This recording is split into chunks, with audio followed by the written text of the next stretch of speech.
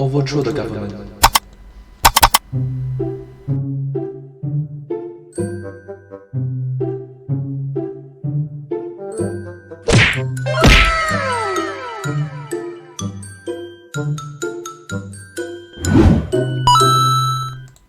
Hi everyone, let's start. I have something for you, Diego.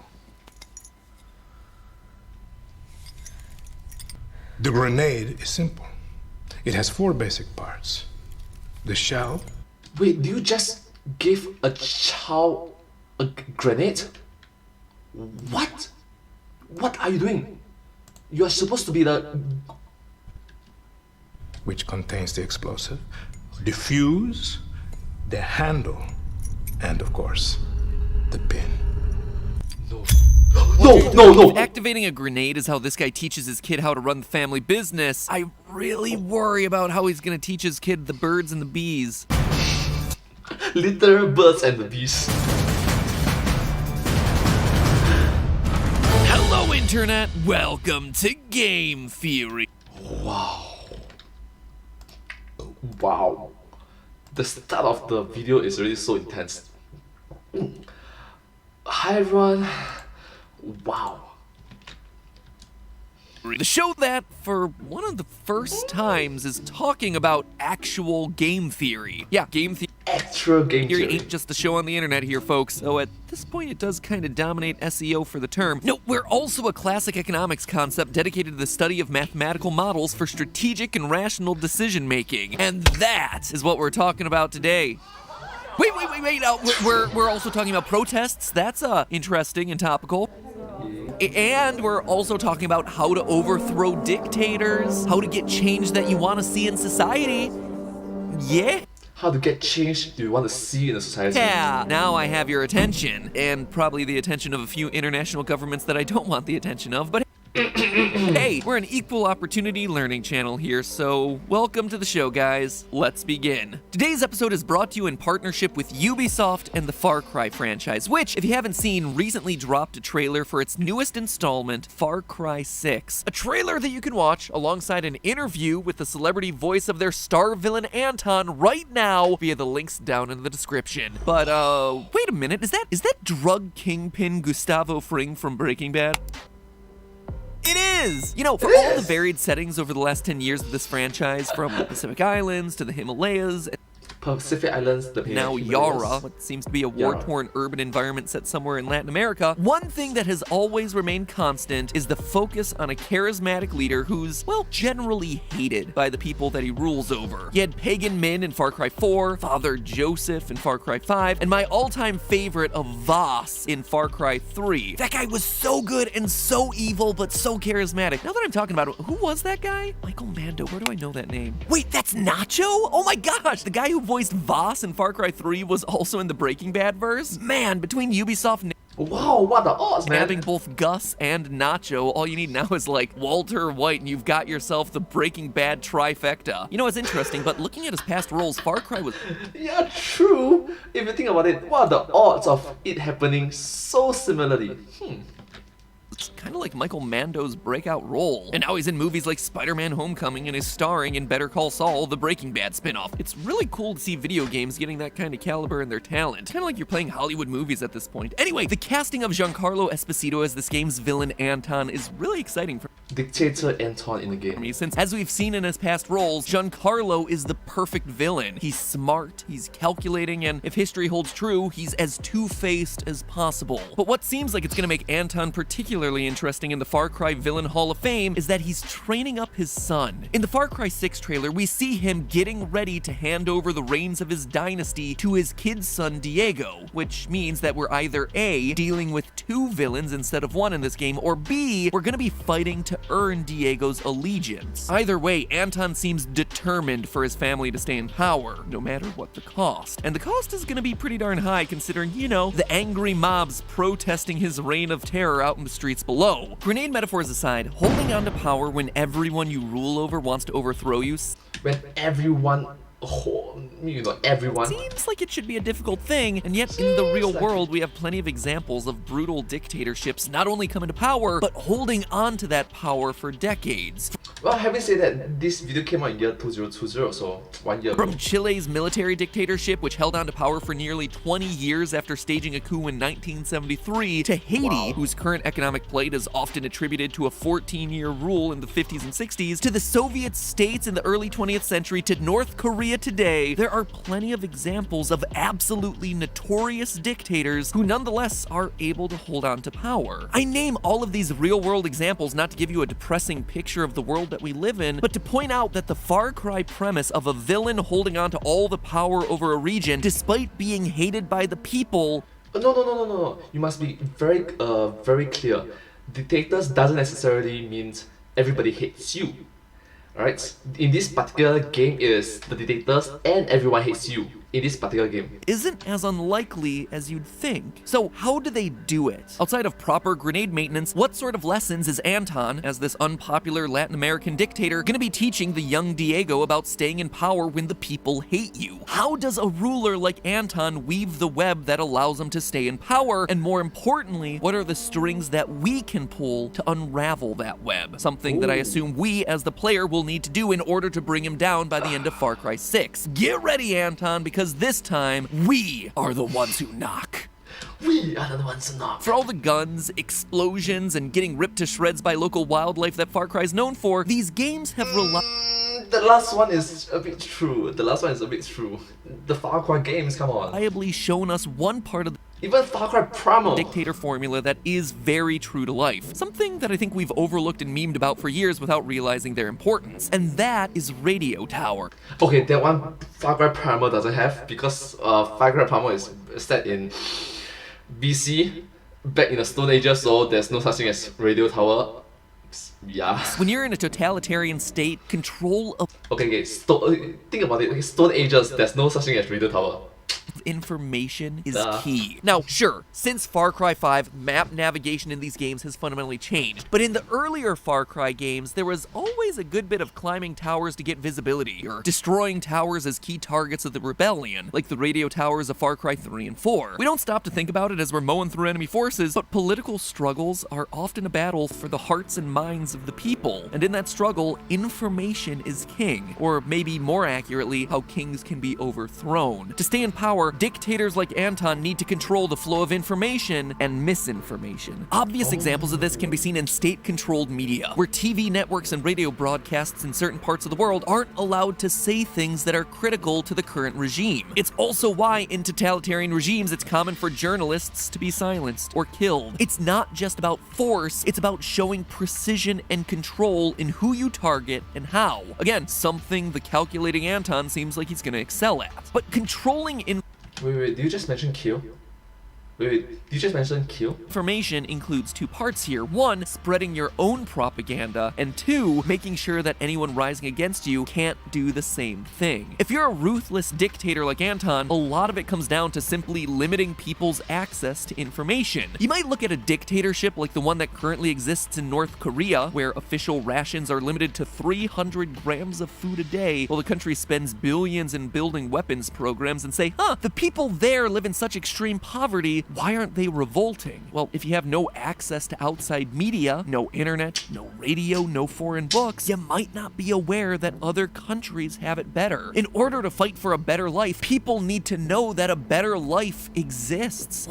We don't know what we don't know. Once you know that there are other countries out there that aren't living in utter and abject poverty, suddenly you have something to fight for. That's why during the Cold War era, the United States funded a program called Radio Free Europe, which was broadcast to Soviet satellite countries in Eastern Europe. It's Wow, 1991, that is like, oh my gosh, I feel so old. That's 30 years ago.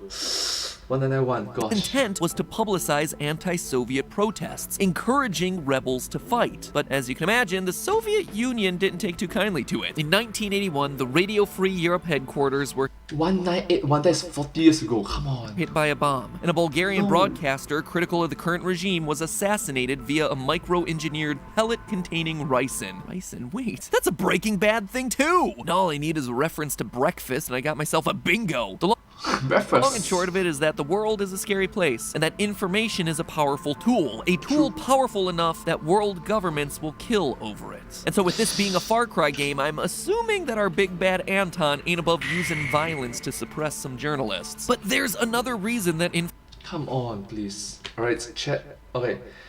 My audience right now, please remember that we are all just simple inhabitants of the planet Earth. We are just Earthlings. Why can't we, as a Homo species, as a Homo sapient, as the human species, work together for a better future?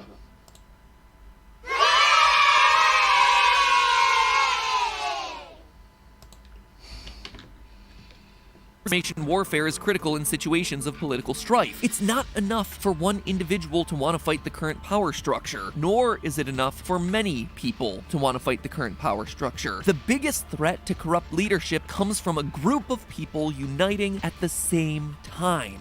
At the same time. Consider this. Say everyone in a country is unhappy with the current situation, and they all want change, right? So everyone decides to protest, but they all choose to protest on a different street corner on a random day every week. Well, the movement actually looks a lot less powerful than it would be if everyone showed up at the Capitol building on the same day to make that same statement. Oh, wow, this video did not age well. You just have to mention that word. In game theory, this is what's known as the coordination problem. In theory, in literal game theory, it's a problem that should be easy to solve, right? You just communicate with other people. You post up there on your Facebook group, hey, next Saturday a bunch of us are gonna show up with signs in front of the Capitol building. No! No! No! Oh my gosh, this video just aged terribly. Oh gosh, this video just aged terribly. Wow. The problem is getting your word out there. Someone has to be the first one to say, I am mad and I am starting a protest. Care to join us? But when you're in a totalitarian regime, nobody wants to be the first to speak out because it puts a huge target on your back. This is how folks like Anton stay in power, even when they're not widely supported by the people they rule over. All they need is the illusion of being widely supported. Dictators like Anton in Far Cry 6 rely on a trick known as preference falsification. Preference falsification. Preference falsification. Making it seem like everyone supports you even when they don't. Getting the people to actually support you would require, you know, being a decent human being, being a halfway decent ruler. And with Anton, he doesn't see himself as a villain. His goal is to build a better world in his own image. Problem is, well, the public disagrees with his vision of what a better world entails. So what do you do if you're Anton? Well, you threaten violence. Most people will be willing to say they support you if they're scared of you. And so if you're one of the people living under Anton's rule and you believe he's evil, if you look around at all your fellow countrymen and you see them praising Anton, or at the very least not saying anything bad about the guy, you're made to believe that you're alone, that staging a revolution is impossible. After all, trying to stage a revolt against a leader with a 90% approval rating would never work. But what's really going on is that the evil dictator has falsified everyone's preference. A few outspoken individuals who, under normal circumstances, would be the ones to get the ball rolling, are kept quiet out of fear. And because they don't speak out, that contributes to all of your neighbors feeling the same way. It's like that story, The Emperor's New Clothes. You remember that one? Classic fable where an emperor is sold a set of clothing that everyone is told is magical. Magical, but I can't see, and end up the emperor is not wearing anything. It's invisible to people who are unfit for their position. Of course, there are no clothes, right? The emperor is naked, and everyone can see that the emperor is naked, but nobody wants to speak up for fear of being branded as unworthy. Well, here it's the same thing, except no one wants to speak up because if they do, they're shot. So, you know, slightly more incentive to stay quiet. In order to solve the problem, what you need is what's described in game theory as common knowledge. You know that the emperor is naked, and your neighbors know that the emperor is naked, but what's needed is for you to know that your neighbor knows. This is the power of protest. It creates what's known as a preference cascade. The basic idea is Preference cascade. that you have a small group, say 1% of the population, who are willing to protest no matter what. They're mad and other people are going to hear about it. Then you have 1% of the population who's willing to protest, but only once they see 1% of their fellow countrymen protesting as well. And then the next 1% willing to protest if they only see 2% of their fellow countrymen disagreeing with that sort of regime. And so on and so on. Each wave of people who see their fellow countrymen publicly announcing that they hate the dictator contributes to the next wave of people willing to speak out, which contributes to the next wave until it reaches a critical mass. Until it reaches a critical mass, right? After all, if it doesn't reach a critical mass, we are all human beings. We have responsibilities, we have burdens, we have loved ones, we have family, we have friends, we have people that we care about, and we try not to put them on risk, isn't it? This is why dictatorships often have to be totalitarian in order to stay in power. Because once the dominoes start to fall, the empire can crumble in a hurry. As soon as people start voicing their displeasure and questioning their rule, you need to quash them immediately so they can't activate the next group of people who might see them and be willing to take up the cause. One of the reasons that the collapse of the Soviet Union seemed to happen so suddenly in the late 1980s after more than half a century of rule was that when satellite states like Romania and Bulgaria saw other Soviet-controlled countries fighting back against communist rule, they realized that they could do the same thing. Like a single citizen looking out his window and seeing his neighbors openly protesting in the streets, each Soviet satellite country that was willing to fight against Soviet rule in turn led to other countries realizing they could do the same thing. And the way they spread this call for revolt was via banned books and illegal radio broadcasts. This is why freedom of expression is so vital as a civil liberty. Being able to publicly communicate your distaste for the current government or any other political cause without fear of retaliation. True. Freedom of expression is very important. Right, freedom of expression is very important. It's very different from freedom of speech, you must understand. Freedom of expression is what allows political movements to arise, so the government is actually forced to recognize and respond to people's true preferences rather than their false preferences. Which brings us all the way back to Far Cry 6 and Anton. If Far Cry 6 is anything like the Far Cry games that came before it, it's gonna involve running around with a lot of heavy weapons, attacking strategic resources to take out Anton's resources to weaken and eventually defeat him through force. And while attacking strategic resources is all well and good, the true goal of these sorts of attacks isn't weakening Anton's physical assets, but instead weakening his informational assets. These attacks, these protests against his power in the game should be done to attract a lot of attention, get a lot of press, be seen by as many people as possible so that the people who oppose Anton's rule know that they're not alone. In the end, the lesson of Far Cry 6, or at least my imagined scenario of Far Cry 6 as presented to us in the game's trailer, it's not guns and weapons and violence that get the job done, it's the press, it's PR, it's marketing. It's press, it's PR, it's marketing. That is the true power of protest, and the single strongest weapon you have against corrupt systems and evil people like Anton. Corrupt systems? And yeah. And looking at the Far Cry 6 trailer, looks like Anton has quite the PR battle in front of him. No amount of grenades are gonna help him get out of that one. But hey, that's just shot in the leg, remove bullet from arm. a theory. A game theory. Thanks for watching. And a final thank you to Ubisoft and Far Cry for sponsoring this episode. I don't know, this topic felt like a really important one considering everything that's happening in the world today. So I appreciate their willingness to let me talk about something that's a bit more substantial than, wow, this gameplay is so cool, guys, and look at those graphics. Even though, let's be honest, a new Far Cry game is cool and I am excited about the graphics. It's just, I don't know, sometimes you actually gotta talk about real things. In video games, it's sometimes hard to talk about real things, but this one just offered a perfect opportunity to sync up the topic with the brand. So anyway, thank you guys for watching this episode, and because they were so awesome in letting me do this episode, I encourage you one more time, let me shill for them as hard as I can. They supported us, they supported our message, support them. More gameplay and that interview with Giancarlo is on their channel right now. Check out those links, they're on screen right now, or their first line of the description. Check out those links if you're interested, and you heard it here first, Far Cry 6 is coming out February 2021, so mark your calendar 2021, which is this year. Or better yet, pre-order the game at farcry.com. Pre-order. Thank you so much for watching this video. If you do like this video, please consider to like, share, subscribe to my channel, and comment down below if you find anything to share with us. Thank you so much, and hope to see you in my next video. But hey, remember, that's just a video, a game. Sorry, one time. But hey, that's just a theory, a game theory. Thanks for watching.